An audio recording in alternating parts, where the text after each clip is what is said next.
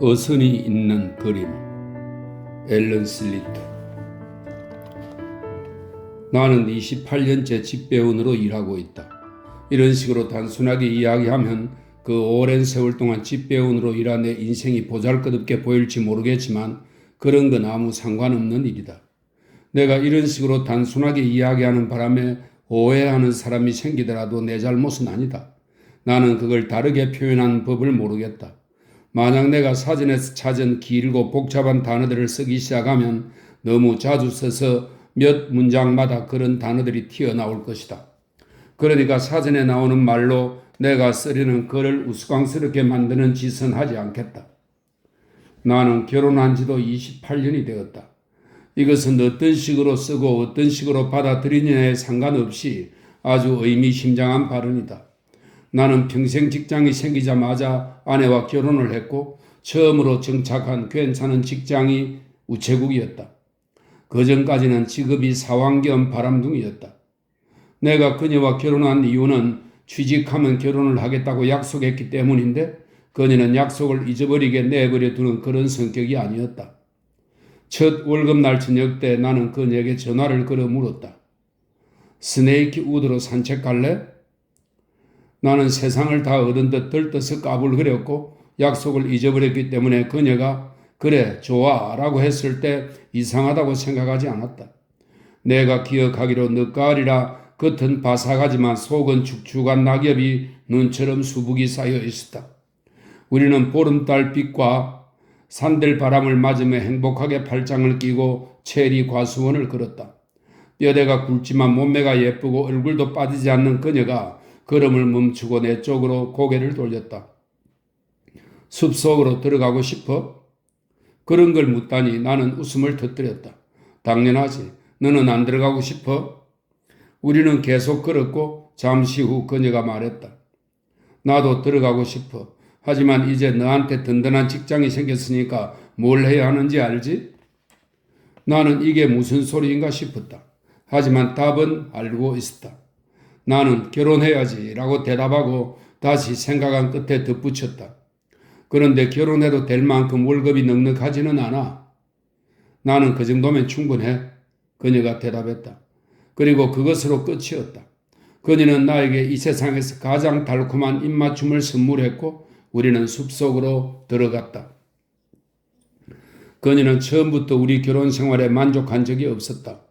그녀가 결혼한 직후부터 모든 친구가 무엇보다 모든 가족이 우리 결혼이 5분 만에 끝날 거라고 귀에 못이 박히도록 이야기한다는 소리를 꺼내기 시작했으니 나도 마찬가지였다.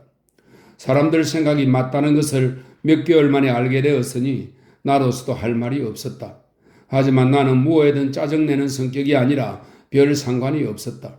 사실 솔직히 말하자면 이걸 인정할 남자는 많지 않을 텐데 결혼을 해도 이 집에서 이 어머니와 살다 저 집에서 다른 어머니와 살게 됐다는 것에 불과했다. 심지어 월급 봉투의 행방도 달라진 게 없었다. 매주 금요일 저녁에 넘기고 담배값과 영화비로 5실링을 받았다. 예식과 피로연 비용을 계약금으로 내놓고 평생 매주 할부금을 내는 그런 식의 결혼 생활이었다.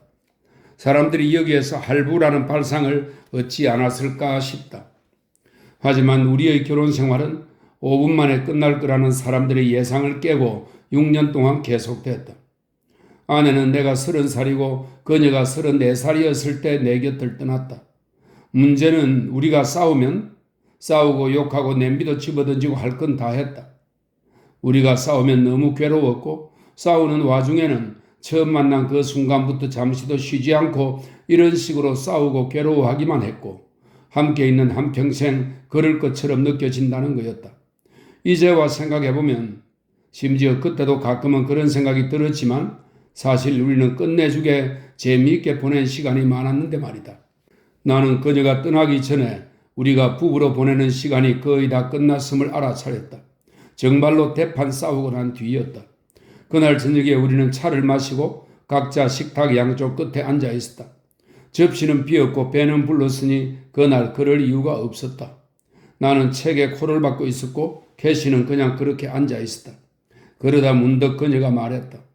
해리, 난 당신을 정말 사랑해. 책을 읽으면 종종 그러듯이 나는 말을 듣지 못했다. 그리고 잠시 후 해리, 나 좀 봐. 나는 웃으며 고개를 들었다. 그런 다음 다시 고개를 숙이고 책을 읽었다. 내가 잘못했고 무슨 말이라도 했어야 맞는 거였겠지만 책이 너무 재미있었다. 그렇게 책만 읽다 눈 나빠지겠어. 그녀는 사람을 꽉 붙잡고 놓아줄 줄 모르는 인도라는 나라에서 나를 다시 억지로 떼어내려 했다. 아니야. 나는 고개도 들지 않고 반박했다. 그녀는 젊고 미모가 여전했고 다혈질의 30대라 그녀의 고집 혹은 분노를 내가 모른 채 지나가도록 내버려 두지 않았다. 우리 아빠가 예전에 말하길 바보들이나 책을 읽는 거래서 배워야 할 게 너무 많아서 그렇다고. 그 소리는 한 귀로 듣고 한 귀로 흘릴 수가 없어서 나는 여전히 책에 코를 박은 채 맞받아쳤다. 아버님은 그를 모르니까 그런 말씀을 하신 거야. 질투가 나서 그러신 거라고. 당신 그 대두를 쓰레기로 채우고 있는데 뭐하러 질투해? 그녀는 농담이 아닌 걸 알 수 있게 천천히 이렇게 말했다. 활자가 뜨는 눈에 들어오지 않았다. 폭풍이 눈앞에 있었다. 여보, 당신도 책 한 권 갖다 읽지 그래? 하지만 그녀는 내 말을 듣지 않을 것이다. 그녀는 책이 독약이라도 되는 것처럼 질색했다. 그녀는 나를 비웃었다. 내가 그렇게 멍청할 줄 알아? 그렇게 할 일이 없는 줄 알아? 그 말을 듣고 나는 살짝 발끈했다. 그녀가 흥분하지 않게 막고 읽던 부분을 마저 끝내고 싶었다. 아무튼 나는 책 좀 읽게 해줘. 재밌는 책이란 말이야. 좀 피곤하기도 하고. 하지만 그런 식의 예원은 그녀에게 또 다른 구실을 제공할 뿐이었다. 피곤해? 당신은 늘 피곤하지. 그녀는 깔깔대고 웃었다. 게으름뱅이, 당신은 그 한심한 우편 가방을 들고 걸어다닐 게 아니라 일다운 일을 해야 돼. 나는 한마디씩 꼬투리를 잡고 늘어지며 대꾸하지 않았다. 그런데도 그녀는 잠시 후 내가 들고 있던 책을 낚아챘다. 이 책벌레! 그녀는 소리를 질렀다. 책밖에 모르는 인간아, 바보 꼴통아. 그녀는 잔뜩 쌓인 석탄 위로 책을 내던지고 부지깽이를 동원해 이글거리는 안쪽으로 밀어 넣었다. 나는 짜증이 나서 손짓검을 했다. 세게는 아니지만 그래도 때리긴 때렸다. 재미있는 데다 도서관에서 빌린 책이었다. 이제 새 책값을 물어주어야 했다. 그녀는 쾅 소리 나게 문을 닫으며 뛰쳐나갔고 다음 날까지 들어오지 않았다. 나는 그녀가 집을 나갔을 때 너무 마음 아파하지 않기로 했다. 그동안 참을 만큼 참았다.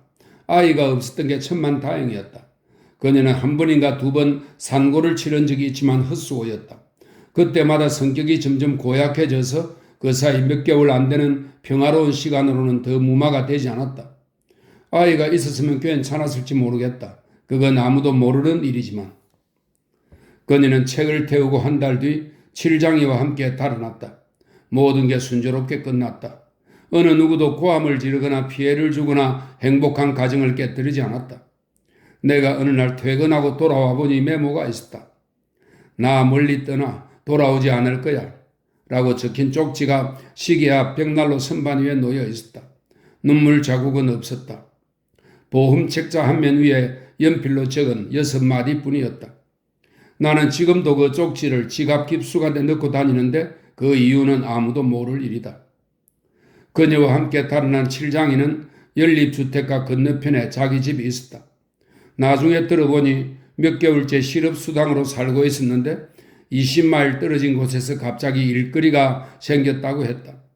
이웃 사람들은 둘이 거의 1년 동안 몰래 만나는 사이였음을 나에게 알려주고 싶어. 물론 둘이서 사라진 뒤에 말이다.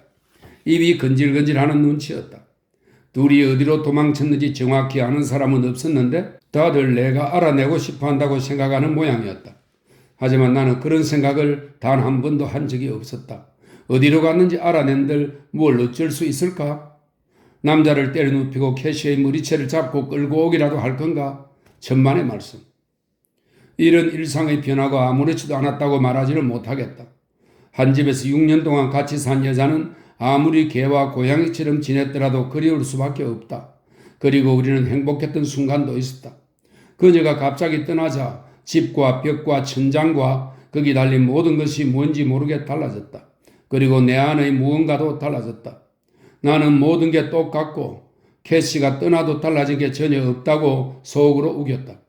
그럼에도 시간은 더디게 흘러갔고 나는 내반적으로 걷는 방법을 배우는 사람이 된 듯한 심정이었다. 이 내반족은 발목 관절의 이상으로 발바닥이 안쪽으로 향하게 된 발입니다. 내반적으로 걷는 방법을 배우는 사람이 된 듯한 심정이었다. 그러다 끝없는 여름 저녁이 찾아오자 나는 내 뜻과 상관없이 행복해졌다. 슬픔이나 외로움 같은 고통에 연연할 수 없을 만큼 행복해졌다. 세상이 변하고 나도 변하고 있는 것처럼 느껴졌다. 그러니까 역경을 극복하는 데 성공했다는 말인데 이것은 무엇보다도 구내 식당에서 날마다 맛있는 점심을 먹었다는 뜻이다. 아침에는 삶은 달걀을 먹었고 일요일에는 프라이와 베이컨을 먹었다. 저녁마다 식기는 했지만 속이 든든해지는 음식에 차를 곁들였다. 시간이 흘렀고 이렇게 사는 것도 나쁘지 않았다. 조금 외로웠을지 모르지만 적어도 평화로웠다. 내가 이러거나 저러거나 신경 쓰지 않았기 때문에 평화로워진 것이었다. 그녀가 떠난 직후에는 외로워서 생각을 너무 많이 했는데 심지어 외롭다는 감정조차 잊어버렸다.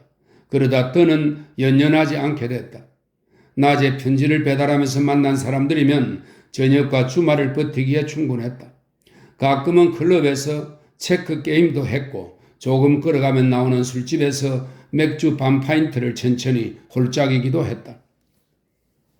이런 식으로 10년이 흘렀다. 나중에 들은 이야기에 따르면 캐시는 칠장이와 함께 레스트에서 살았다. 그러다 노팅엄으로 돌아왔다. 그녀는 주급을 받는 날인 어느 금요일 저녁에 나를 찾아왔다. 알고 보니 그녀의 입장에서는 그보다 더 좋을 수 없는 타이밍이었다. 나는 뒷문에 기대 파이프 담배를 피우고 있었다. 편지를 배달하느라 바쁘고 짜증나는 하루를 보낸 뒤였다. 내내 편지를 돌려받았고 이사를 갔는데 어디로 갔는지 아무도 모른다는 소리를 들었고 침대에서 일어나 등기 우편에 서명을 하기까지 10분 동안 뜸을 들이는 사람들도 있었다. 그래서 가을의 끝자락에 뒷마당에서 파이프 담배를 피우고 있는 그 순간이 2배쯤 평화롭게 느껴졌다. 하늘은 선명한 노란색이었고 지붕과 라디오 안테나 위쪽이 초록색으로 물들고 있었다. 여러 굴뚝에서 저녁 연기를 뿜어내기 시작했고 공장 모터는 대부분 휴식에 들어갔다. 아이들이 가로등 주변을 달리는 소리와 개들이 짖는 소리가 저 멀리서 들렸다. 나는 파이프를 틀고 집 안으로 들어가 전날 밤에 읽다만 브라질에 관한 책을 계속 읽을 생각이었다. 나는 그녀가 모퉁이를 돌아서 골목길을 걸어올 때부터 알아보았다. 그런데 기분이 이상했다. 10년이라는 세월은 사람을 못 알아볼 만큼 달라지게 할 만한 시간은 아니지만 맞는지 확인하기 위해 2번은 다시 보게 할 만한 시간이었다. 그 사이 얼마 안 되는 시간 동안 속이 울렁거렸다. 그녀는 전과 다르게 연립주택가와 그 안의 모든 사람들이 자기 것인 양 걷지 않았다. 지난 10년 동안 전처럼 우쭐거리며 걷다 담벼락에 부딪히기라도 했는지 마지막으로 보았을 때에 비해 조금 천천히 걸었다. 자신감이 넘쳐 보이지도 않았고 철진한 여름 원피스에 단추를 잠그지 않은 겨울용 외투를 걸친 몸은 살이 쪘고 예전에는 예쁜 갈색이던 머리가 이제는 금발로 염색이 되어 있었다. 나는 그녀를 보고 기쁘지도 기분이 나쁘지도 않았는데 충격을 받으며 그런 모양이다. 나는 그만큼 깜짝 놀랐다. 다시는 못 볼 줄 알았던 게 아니라 어떻게 된 영문인지 그녀를 까맣게 잊고 있었던 것이다. 그녀와 떨어져 지낸 시간이 늘어나면서 우리의 결혼 생활은 1년, 한 달, 하루, 그리고 아침에 일어나기 전 시커먼 어둠 속에서 빛이 반짝거리는 찰나의 순간으로 줄어들었다. 10년 동안 기억도 저 멀리 사라져 한 조각 꿈 정도로만 남았다. 나는 혼자 사는데 익숙해지자마자 그녀를 잊었다. 걸음걸이가 달라지기는 했지만 나는 그녀가 이런 식으로 빈정거릴 줄 알았다. 내가 죄를 저지르고 이렇게 금세 돌아올 줄 몰랐어, 해리? 아니면 나쁜 일은 항상 반복된다는 속담 안 믿었어? 하지만 그녀는 가만히 서 있었다. 안녕, 해리? 하고는 자기가 안으로 들어갈 수 있게 내가 뒷문에서 물러나 주기를 기다렸다. 참 오랜만이지? 나는 문을 열고 빈 파이프를 치웠다. 안녕, 캐시? 나는 이렇게 말한 뒤 그녀가 따라올 수 있게 뒷마당을 앞장서서 걸었다. 부엌으로 들어서자 그녀는 금방 들어온 사람이 아니라 나가리는 사람처럼 외투 단추를 채웠다. 그동안 어떻게 지냈어? 나는 벽난로 옆에 서서 물었다. 그녀는 나를 보기 싫은 사람처럼 라디오를 등지고 서 있었다. 나는 바로 파이프를 다시 채웠다. 그건 좀처럼 없는 일이었으니 느닷없이 찾아온 그녀를 보고 당황한 마음이 나도 모르게 내비춰졌을 수도 있겠다. 잘 지냈어? 그녀의 대답은 이게 전부였다. 좀 앉지 그래? 얼른 불 피울게. 그녀는 떠난 뒤로 거의 달라질 게 없는 예전 물건들을 감히 보지 못하겠는지 시선을 두지 않았다. 하지만 볼 만큼은 보았는지 당신은 좋아 보이네 라고 말했다. 그럼 어떨 줄 알았는데? 나는 빈정거리는 것처럼 들리지 않게 물었다.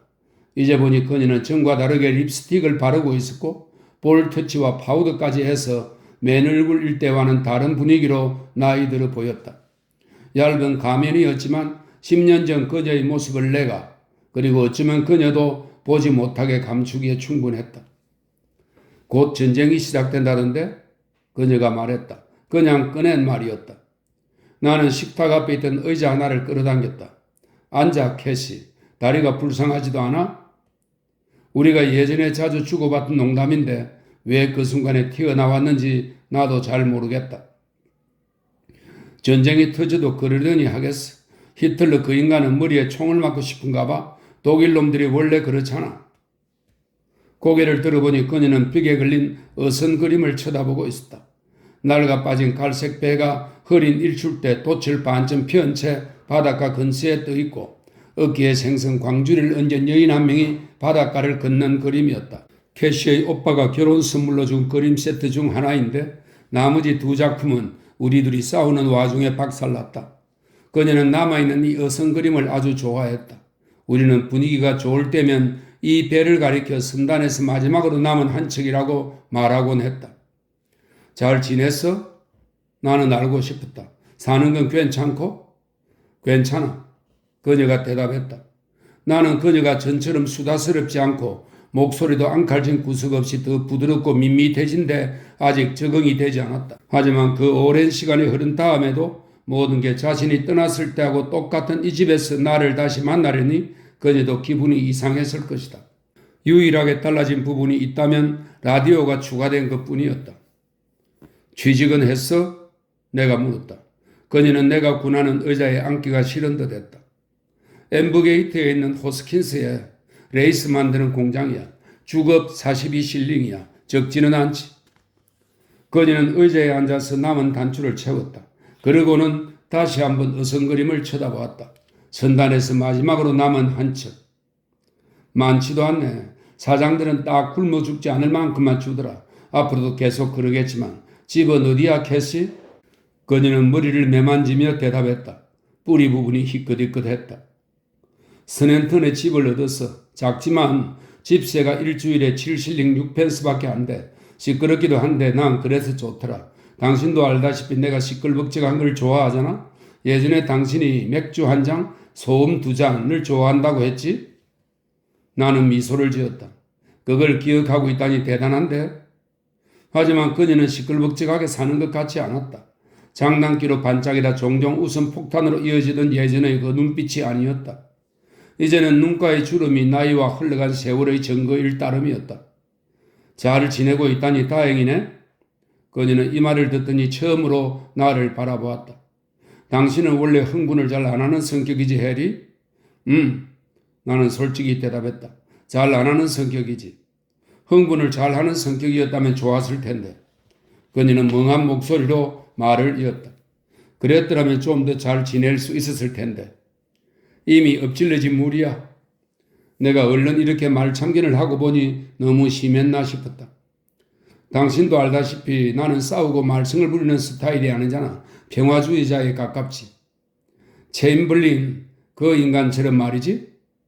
이 체인벌린은 제2차 세계대전 발발 직전에 독일을 상대로 유화정책을 썼던 영국 총리입니다. 체인벌린, 그 인간처럼 말이지. 그녀의 농담에 우리 둘 다 웃음을 터뜨렸다. 그녀는 접시를 식탁 한가운데로 치우고 식탁보 위에 팔꿈치를 얹었다.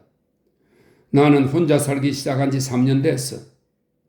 단점일지 모르겠지만 나는 가끔 호기심이 발동할 때가 있다. 그럼 그 칠장이는 어쩌고?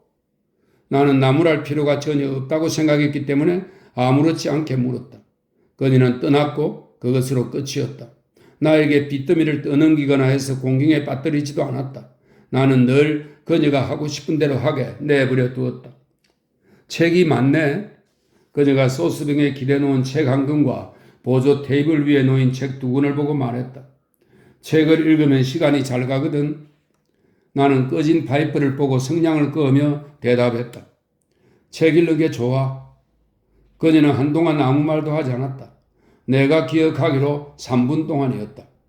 어떻게 알았는가 하면 나는 그때 찬장에 달린 시계를 보고 있었다. 라디오에서 뉴스가 나올 시간인데 가장 중요한 부분을 못 듣고 있었다. 코앞으로 닥친 전쟁 때문에 날이 갈수록 뉴스가 흥미진진했다. 나는 그녀가 다시 입을 열 때까지 기다리는 동안 이런 생각을 하는 것 말고는 할 일이 없었다. 거인은 납 중독으로 죽었어. 그녀가 말했다. 엄청 괴로워했고 겨우 42살이었지. 죽기 일주일 전에 사람들이 병원으로 데리고 갔어. 나는 그에게 별다른 유감이 없었지만 안 됐다는 말을 할 수가 없었다. 모르는 사람이었던 것이다. 집에 당신이 피울 만한 꿀년이 하나 있나 모르겠다. 나는 이렇게 말하며 없다는 걸 알면서도 혹시 있을까 싶어 벽난로 선반을 보았다. 내가 담배를 찾으러 가느라 옆을 지나치자 그녀는 의자로 바닥 끄는 소리를 내며 움직였다. 아니야, 안 비켜도 돼. 그냥 지나갈 수 있어.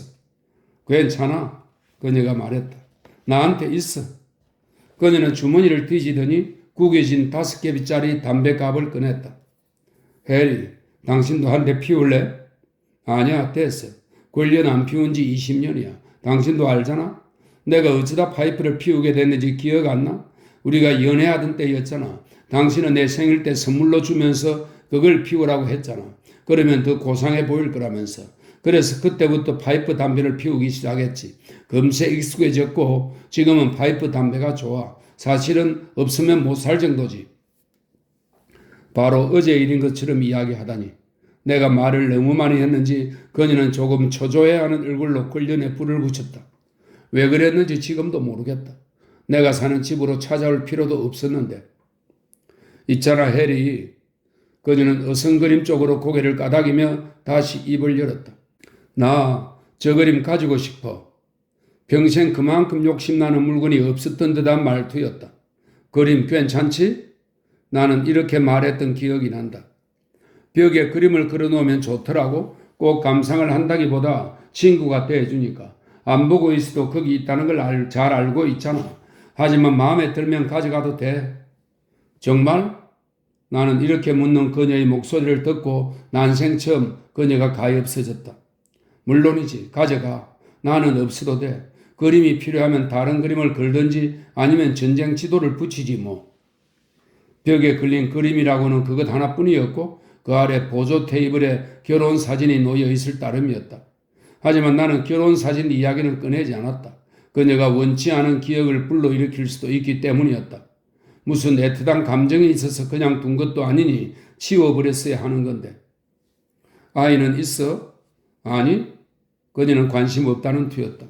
그런데 나 당신 그림 가지고 가기 싫어. 저 그림이 그렇게 좋으면 그냥 둘게. 우리는 한참 동안 서로의 어깨너머를 바라보며 앉아 있었다.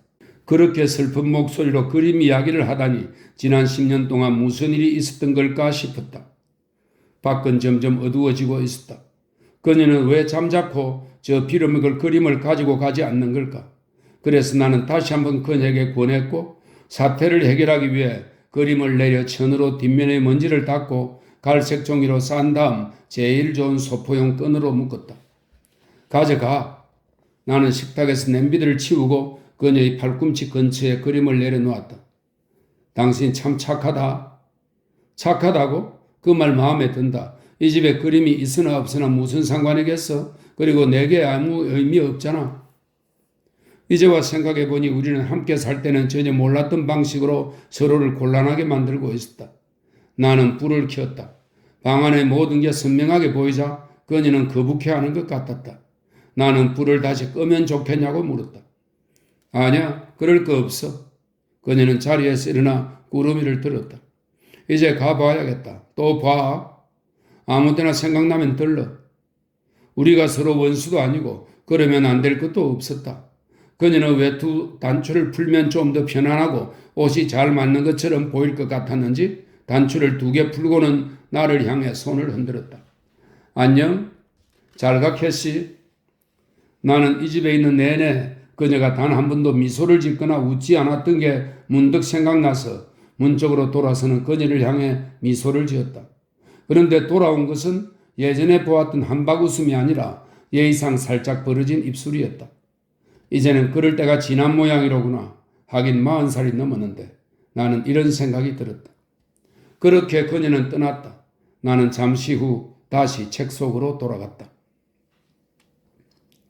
며칠이 지나고 어느 날 아침 나는 세인트 앤즈웰가를 걸어가며 편지를 배달하고 있었다. 거의 모든 가게마다 들러야 했기 때문에 시간이 많이 걸렸다. 상당히 굵은 가랑비가 내리고 있었고 망토에서 빗방울이 떨어져 무릎 밑으로 바지를 적신 탓에 얼른 구내 식당으로 돌아가 따뜻한 차 한 잔을 마시고 싶었다. 난로가 켜져 있으면 좋겠다는 생각이 들었다. 일이 너무 늦게 끝나면 카페에 잠깐 들러 차를 마시는 게 좋을 듯 했다.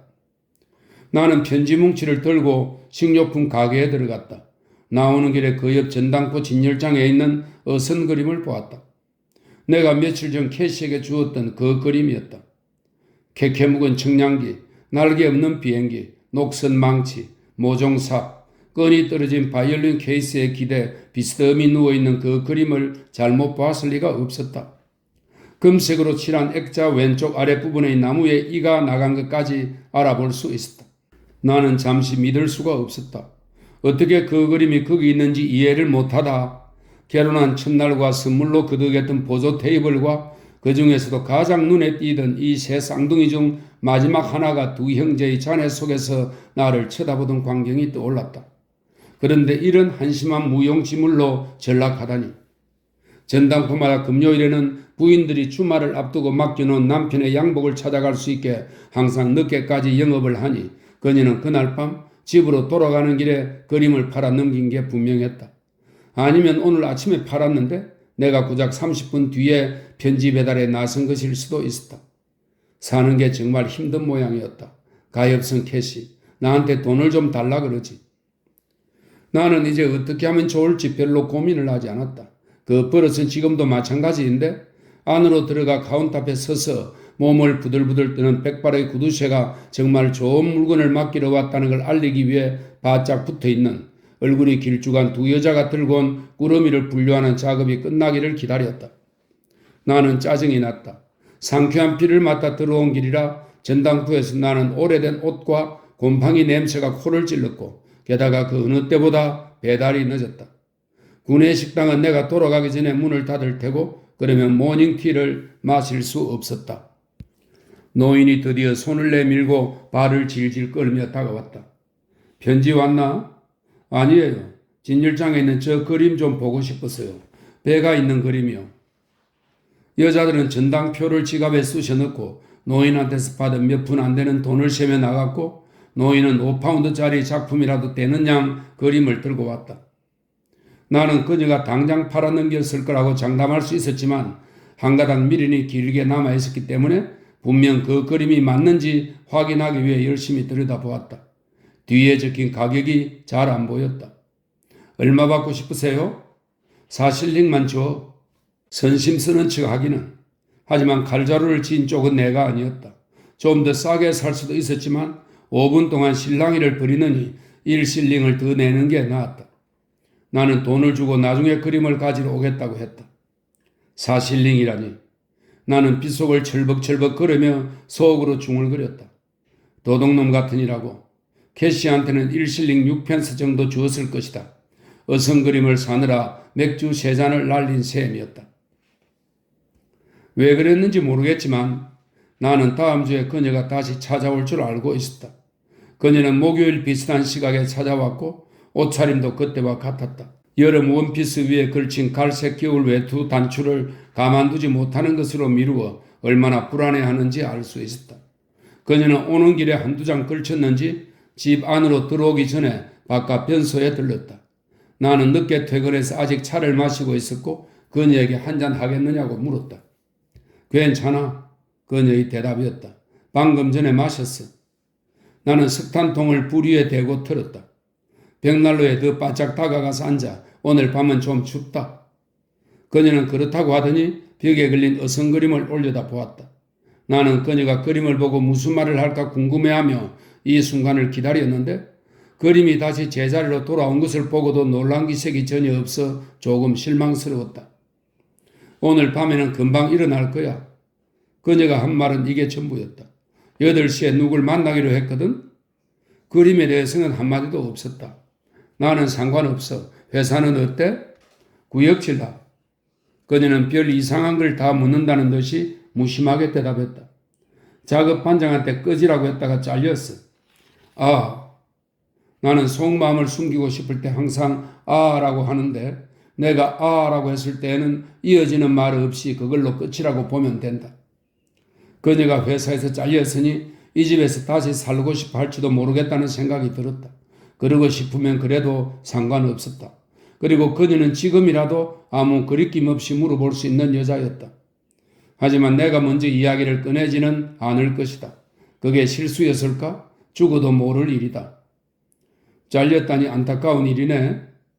그녀는 다시 그림을 쳐다보다 물었다. 반 크라운만 빌려줄 수 있어? 물론이지. 나는 바지 주머니에 들어있던 동전을 모두 꺼내 반 크라운짜리를 찾아서 그녀에게 건넸다. 맥주 5잔 값이었다. 그녀는 달리 할 말이 없었는지 머릿속에서 흐르는 소리 없는 음악에 맞춰 발을 질질 끌며 걸었다. 정말 고마워. 별소리를 다 한다. 나는 미소를 지었다. 그 순간 그녀가 피우고 싶어할 경우에 대비해 권련을 사놓은 게 생각났는데 그녀가 다시 찾아올 거라고 얼마나 확신했는지 알 수 있는 대목이었다. 담배 피울래? 그러자 그녀는 한 갭이 꺼냈고 내가 불을 붙여주기도 전에 구두 밑창에 대고 성냥을 그었다. 주고받으면 다음 주에 반 크라운 갚을게. 농담도 잘하셔. 나는 속으로 생각했다. 예전에도 직장에서 잘리자마자 금세 다른 데 취직했거든. 내가 뭐라고 말을 하기도 전에 내 생각을 읽었는지 그녀가 말했다. 오래 걸리지도 않았어. 요즘은 전쟁 일거리가 많으니까 돈도 더 많이 주고. 조만간 회사들이 다 바뀔 거야. 문득 우리가 아직은 법적으로 부부 사이니 그녀가 반 크라운을 빌리러 올 게 아니라 일종의 용돈 비슷한 것을 요구할 수도 있겠다는 생각이 들었다. 그것은 그녀의 권리였고 내가 굳이 알려줄 필요는 없었다. 그녀가 자기 권리를 찾으러 나서더라도 나는 별로 부담스럽지 않았다. 오랫동안 독신으로 지냈으니 모아놓은 돈이 있을 수밖에 없었다. 이제 갈게. 그녀가 일어서 외투를 여미고 말했다. 정말 차도 안 마시고 가려고? 됐어. 전차 타고 스낸턴으로 돌아가야지. 나는 문까지 배웅하겠다고 했다. 그럴 거 없어. 괜찮아. 그녀는 일어서서 나를 기다리며 보조 테이블 위쪽 벽에 걸린 그림을 바라보았다. 저 그림 멋있다. 옛날부터 많이 좋아했는데. 나는 예전에 자주 했던 농담을 내뱉었다. 맞아. 선단에서 마지막으로 남은 한 척이지. 그래서 좋아하는 거야. 그걸 18펜스 받고 팔았다는 이야기는 절대 없었다. 나는 어리둥절해하며 그녀를 배웅했다. 그녀는 전쟁 내내 매주일 목요일 밤 똑같은 시각에 나를 찾아왔다. 우리는 날씨, 전쟁, 그녀의 일과 내 일에 대해 이야기를 좀 나누었지만 결코 진지한 이야기는 하지 않았다. 보통 각자의 자리에 한참 동안 난로 불을 바라보는 게 전부였다. 나는 벽난로 옆에 앉고 캐시는 방금 전에 식사를 마친 사람처럼 식탁에서 살짝 떨어진 곳에 앉아 둘 다 아무 말도 하지 않았지만 불편하지는 않았다. 내가 차를 끓일 때도 있었고 끓이지 않을 때도 있었다. 이제와 생각해보면 맥주를 한 잔 준비해 놓을 수도 있었는데 그때는 그럴 생각을 전혀 하지 못했다. 그녀가 아쉬워한 것은 아니었다. 맥주를 바라고 나를 찾아온 것은 아니었으니까. 그녀는 심지어 감기에 걸려 누워있는 게 낫겠다 싶은 겨울마저 단 한 주도 그러지 않고 찾아왔다. 등화 관제와 유산탄도 그녀를 막지 못했다. 우리는 조용하고 무뚝뚝하게 함께 있는 시간을 즐겼고 다시 만나는 시간을 기다렸다. 어쩌면 그때가 우리가 함께 보낸 가장 행복했던 시간이었을지 모르겠다. 길고 지루하고 죽음 같은 전쟁의 밤을 보내는데 도움이 된 것만큼은 분명했다. 그녀는 항상 점점 후줄근해지는 그 갈색 외투를 입고 왔다. 그리고 몇 푼 빌리지 않고 빈손으로 돌아가는 법이 없었다. 그녀가 자리에 일었으며 저기 해리 방크라운만 빌려줘 하면 나는 가끔 그 돈으로 술 마시면 안 돼 알았지? 하고 농담을 했다. 그러면 그녀는 이런 걸 가지고 농담을 하는 게 결례라도 되는 것처럼 절대 대꾸를 하지 않았다. 물론 단 한 푼도 돌려받지 못했지만 나는 그때 그 돈이 하나도 아깝지 않았다. 그래서 그녀가 돈을 빌려달라고 하면 거절하는 법이 없었고 그녀가 3실링에서 3실링 6펜스 죽기 직전에는 4실링까지 금액을 올리자 맥주값도 덩달아 비싸졌다. 나는 그녀를 도울 수 있어 기뻤다. 게다가 내가 속으로 중얼거렸던 것처럼 그녀에게는 아무도 없었다. 그녀가 아직도 스낸튼에 산다고 한두 번 이야기한 적은 있지만 나는 어디 사는지 그런 질문은 하지 않았다. 그리고 술집이나 영화관에서 그녀와 마주친 적도 없었다. 노팅엄은 여러 면에서 넓은 마을이었다. 그녀는 올 때마다 보조 테이블 위쪽 벽에 걸려있는 어성 그림, 선단에서 마지막으로 남은 그 한 척을 이따금 훔쳐봤다. 정말 근사하다고, 절대 팔면 안 된다고, 일출과 어선과 여자와 바다가 딱 어울린다고도 했다. 그런 다음 몇 분 뒤에 가지고 싶다는 뜻을 슬쩍 내비쳤지만 나는 결국 전당포로 흘러들어갈 것을 알고 있었기 때문에 모르는 척했다. 그림을 넘기지 않는 대신 방크라운이 아니라 5실링을 줄 수도 있었는데 처음 몇 년 동안 그녀는 그 이상은 바라지 않는 눈치였다. 한 번은 내가 필요하면 더 빌려가도 된다고 했지만 그녀는 아무 대답이 없었다. 그녀가 팔아서 돈을 챙기거나 자기 집에 걸어놓으려고 그림에 욕심을 내지는 않았을 것이다. 전당포에 잡히는 데 재미가 들려서 우리 둘의 손을 떠나 다른 사람한테 팔리게 하려고 그랬을 것이다. 그런데 그녀가 마침내 대놓고 그림을 요구하자 안 된다고 할 방법이 없었다. 나는 6년 전 그녀가 맨 처음 찾아왔을 때 그랬던 것처럼 먼지를 닦고 갈색 종이로 몇 겹 조심스럽게 싸서 소포용 끈으로 묶어서 주었다. 그녀는 겨드랑이에 그림을 끼고 행복한지 쌩하니 달려나갔다. 하지만 똑같은 이야기의 반복이었다. 며칠 뒤에 나는 오랫동안 전당포 진열장을 지키고 있던 쓰레기들 사이에서 그 그림을 다시 발견했다.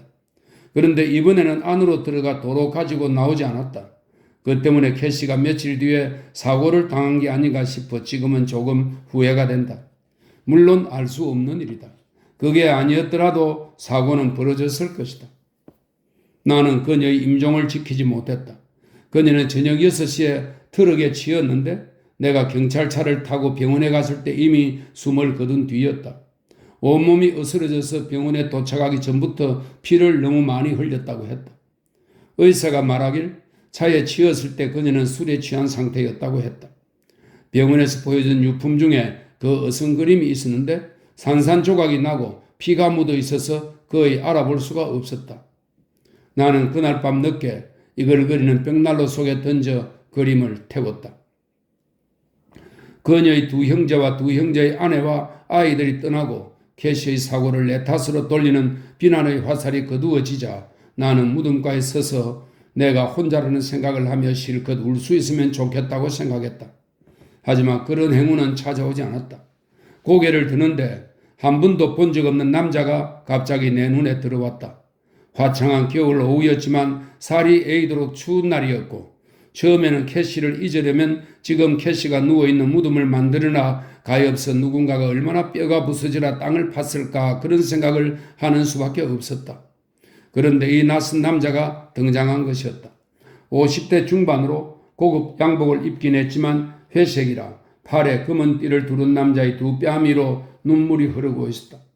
그는 기다리다 지친 교회지기가 그의 어깨와 내 어깨를 차례로 두드리며 이제 다 끝났다고 할 때까지 꼼짝 않고 서 있었다. 나는 누구냐고 물을 필요를 못 느꼈다. 그리고 나의 직감은 맞았다. 캐시의 집, 그의 집이기도 했던 캐시의 집에 찾아가 보니 그가 짐을 챙기고 있었고 잠시 후 아무 말 없이 택시를 타고 떠났다. 항상 모르는 게 없는 이웃 사람들이 말하길 그 남자와 캐시는 지난 6년 동안 같이 살았다고 했다. 이런 황당한 일이 있을까?